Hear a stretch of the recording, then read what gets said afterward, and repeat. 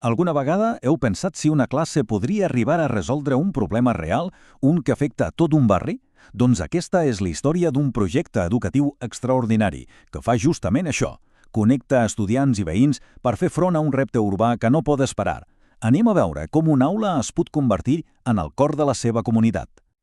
Anem directes a la pregunta clau, la que ho mou tot. Com pot una aula, un grup d'estudiants, ajudar amb la inspecció tècnica d'edificis? Estem parlant d'una normativa que és complexa, de la seguretat de moltes famílies, i sembla a primer cop d'ull, sembla impossible que puguin marcar la diferència, sense ser tècnics professionals. Però atenció, la solució no va de substituir-los, sinó de fer una cosa molt més intel·ligent, construir un pont. D'acord. Per entendre per què aquesta solució és tan potent, primer hem de parlar del problema de fons. Un repte que, de fet, afecta a moltes de les nostres ciutats, l'envelliment dels seus edificis. El problema el podríem resumir en 3 punts. Per una banda, tenim el repte.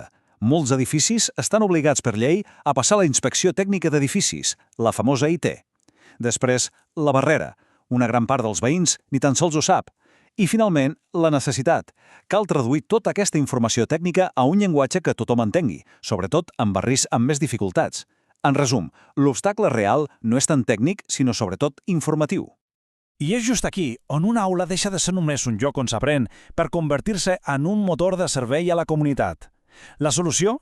Crear una oficina tècnica escolar. Aquesta imatge ho diu tot, oi? La idea és ben senzilla. Construir un pont entre el coneixement teòric que hi ha a l'aula i les necessitats reals que hi ha al barri. I ull, perquè aquí ve la clau de tot. Els estudiants no fan d'arquitectes, no, el que fan és actuar com un pont informatiu, un servei d'orientació que prepara el terreny i resol els primers dubtes abans que la comunitat hagi de contractar un professional. El més brillant d'aquest model és el cercle virtuós que es crea. Per un costat, la comunitat hi guanya, i molt. Rep informació clara i guanya seguretat per afrontar un procés que fa respecte, però és que els estudiants també hi guanyen. No només apliquen la teoria a un cas 100% real, sinó que aprenen a comunicar, a escoltar i descobreixen el poder que té la seva futura professió per a millorar la vida de la gent. Això és un aprenentatge que va molt, molt més enllà dels llibres. D'acord, la idea és fantàstica, oi? Però com es porta a la pràctica? Com funciona realment? Doncs anem a veure el full de ruta que converteix aquests estudiants en autèntics assessors per la seva comunitat. El procés és sorprenentment professional. Tot comença amb una feina de recerca gairebé de detectius, buscant a les fonts oficials quins edificis estan afectats. Després fan una anàlisi visual externa, un primer diagnòstic general.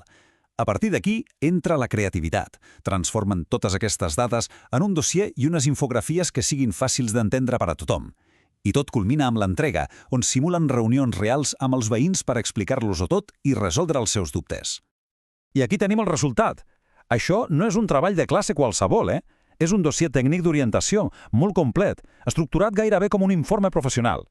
Hi trobem les dades de l'edifici, la normativa que li aplica, les patologies que es poden veure a simple vista i algunes recomanacions.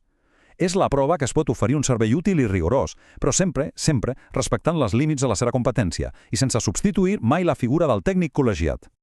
Però l'impacte real d'aquest projecte va molt més enllà d'un dossier. Estem parlant d'una transformació que va en 2 direccions. Canvia la manera com aprenen els estudiants i al mateix temps enforteix la comunitat que rep la seva ajuda. Llavors, com s'avalua una cosa així? Doncs amb una mirada de 360 graus. Com podem veure al gràfic, el resultat tècnic, que són el dossier i la presentació, compta un 60%. Però el 40% que queda es dedica a la reflexió individual de cada estudiant i a com han treballat en equip. Això demostra que no només importa el què fan, sinó també el com ho fan i que aprenen a nivell personal. És una avaluació que valora el saber fer i, molt important, el saber ser. Al final, el resultat de molt més enllà de la formació purament tècnica. Estem parlant de formar ciutadans més complets. Per descomptat que adquireixen habilitats tècniques, però és que a més desenvolupen la capacitat de comunicar idees complexes, de treballar colze a colze, de liderar, i potser el més important de tot, aprenen què vol dir la responsabilitat social, l'empatia i el compromís de cuidar el lloc on vivim. Ara, si fem un pas enrere per veure la imatge completa, ens adonem que aquest projecte és més que una simple activitat, és tota una declaració sobre el potencial que té l'educació. Aquesta imatge captura l'essència de tot plegat. És un pont de doble sentit. El coneixement viatja de l'aula al barri per ajudar els veïns, però alhora l'experiència real, la del carrer, torna a l'aula i dona un propòsit i un sentit a tot el que s'aprèn. Això no és només un projecte, és un model que demostra com la formació professional es pot convertir en un autèntic motor de canvi social. I acabem amb aquesta pregunta, que crec que és per a tothom. Aquest projecte ens ensenya un camí on aprendre i servir van de la mà. Ens convida a imaginar un futur on l'educació no només prepara per a una feina, sinó que també enforteix, de manera activa, el teixit de les nostres comunitats. Una idea realment poderosa per a reflexionar-n'hi.